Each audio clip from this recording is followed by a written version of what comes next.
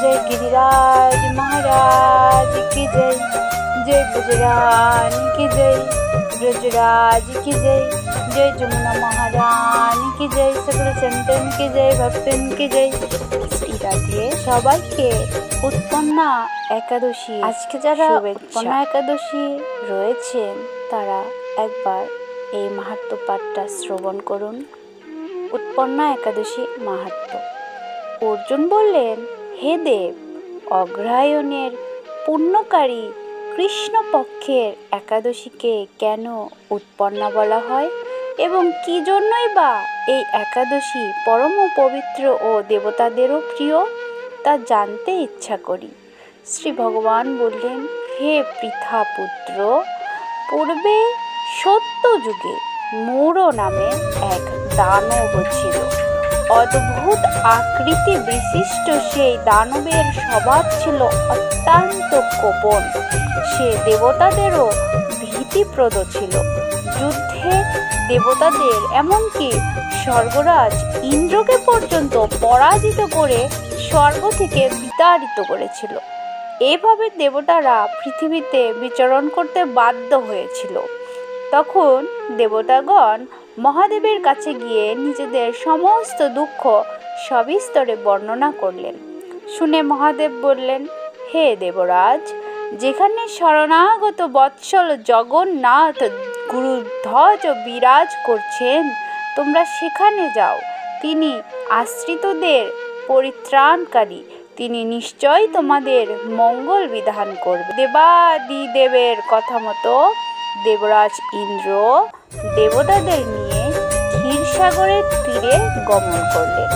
জলে শায়িত শ্রী বিষ্ণুকে দর্শন করে দেবতারা হাত জোড় করে তার স্তব করতে লাগলেন। স্তুতির মাধ্যমে নিজ নিজ দৈন্য ও দুঃখের কথা দ্বারা ভগবানকে জানালেন। ভগবান নারায়ণ বললেন, হে ইন্দ্র, সেই মূঢ় দানব কিরকম, সে কেমন শক্তিশালী তা আমাকে বলো। ইন্দ্র বললেন, হে ভগবান, প্রাচীনকালে ব্রহ্মবংশে তালজঙ্ঘা নামে এক অতি পরাক্রমী অসুর ছিল। তারই পুত্র সেই মূঢ় অত্যন্ত বলশালী, ভীষণ উৎকট ও দেবতাদেরও ভয় উৎপাদনকারী। সে চন্দ্রাবতী নামে এক পুরীতে বাস করে।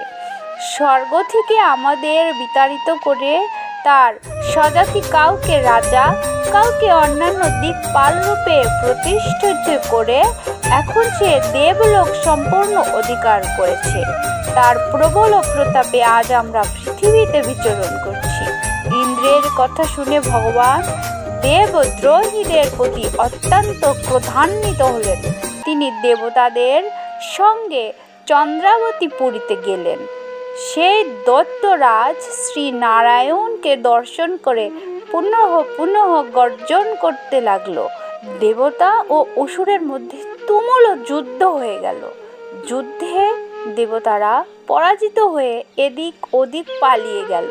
তখন যুদ্ধক্ষেত্রে শ্রী নারায়ণকে একা দেখে সেই দানব তাকে দাঁড়াও দাঁড়াও বলতে লাগলো। শ্রী ভগবান ক্রোধে গর্জন করতে করতে বললেন, হে দুরাচারী দানব, আমার বাহুবল দেখা। এই বলে অসুর পক্ষীয় সমস্ত যোদ্ধাদের দিব্য বাণের আঘাতে নিহত করতে লাগলেন। তখন তারা প্রাণ ভয়ে নানা দিকে পালাতে লাগলো। সে সময় নারায়ণ দৈত্য সেনাদের মধ্যে সুদর্শন চক্র নিক্ষেপ করলেন। ফলে সমস্ত সেনা ধ্বংসপ্রাপ্ত হলো। একমাত্র মূঢ় দানবী জীবিত ছিল। সে অস্ত্রযুদ্ধে নারায়ণকেও পরাজিত করল। তখন নারায়ণ দৈত্যের সাথে বাহুযুদ্ধে লিপ্ত হলেন। এইভাবে দেবতাদের হিসাবে 1000 বছর যুদ্ধ করেও ভগবান তাকে পরাজিত করতে পারলেন না। তখন শ্রীহরি বিশেষ চিন্তান্বিত হয়ে বদরিকা আশ্রমে গমন করলেন। সেখানে সিংহাবতী নামে এক গুহা আছে। সেই গুহাটি এক দ্বার বিশিষ্ট এবং 12 যোজন অর্থাৎ 86 মাইল বিস্তৃত। ভগবান বিষ্ণু সেই গুহার মধ্যে শয়ন করলেন।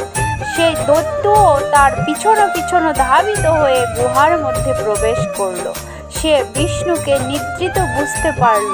অত্যন্ত আনন্দিত হয়ে ভাবতে লাগলো, আমার সাথে যুদ্ধে পরাজিত হয়ে বিষ্ণু এখানে গোপনে শুয়ে আছে, আমি তাকে অবশ্যই বধ করব।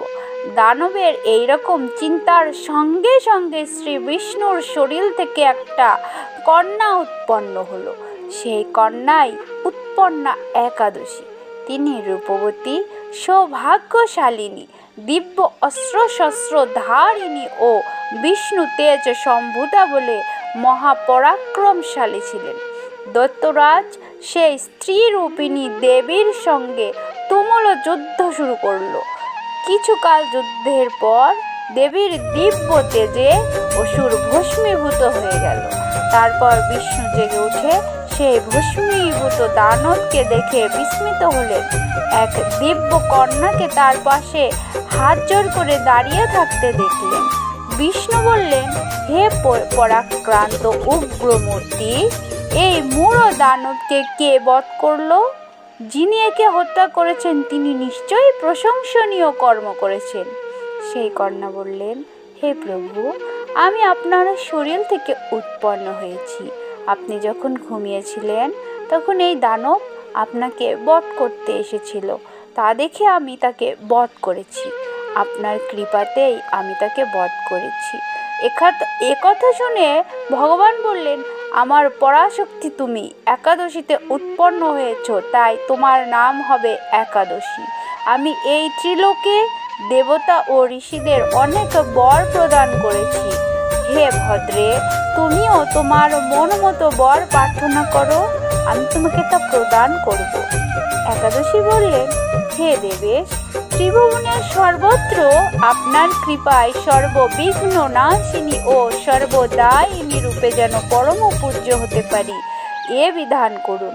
আপনার প্রতি ভক্তিবশতঃ যারা শ্রদ্ধা সহকারে আমার ব্রত উপবাস করবে তাদের সর্বসিদ্ধি লাভ হবে, এই বর প্রদান করুন। বিষ্ণু বললেন, হে কল্যাণী, তাই হোক।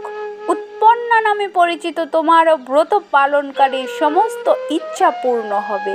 তুমি তাদের সকল মনোবাসনা পূর্ণ করবে, এতে কোনো সন্দেহ নেই। তোমাকে আমার শক্তি বলে মনে করি, তাই তোমার ব্রত পালনকারী সকলে আমারই পূজা করবে। এর ফলে তারা মুক্তি লাভ করবে। তুমি হরিপ্রিয়া নামে জগতে প্রসিদ্ধ হবে। তুমি ব্রত পালনকারী শত্রু বিনাশ, পরম গতি দান এবং সর্বসিদ্ধি প্রদান করতে সমর্থ হবে। ভগবান বিষ্ণু এইভাবে উৎপন্না একাদশীকে বরদান করে অন্তর্হিত হলেন।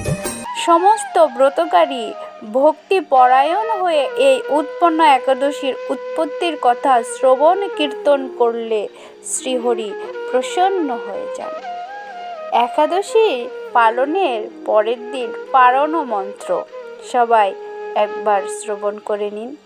একাদশাং নিরাহার ব্রতে নানেন কেশব প্রসিদ সুমুখ নাথ জ্ঞান দৃষ্টি প্রদ ভব।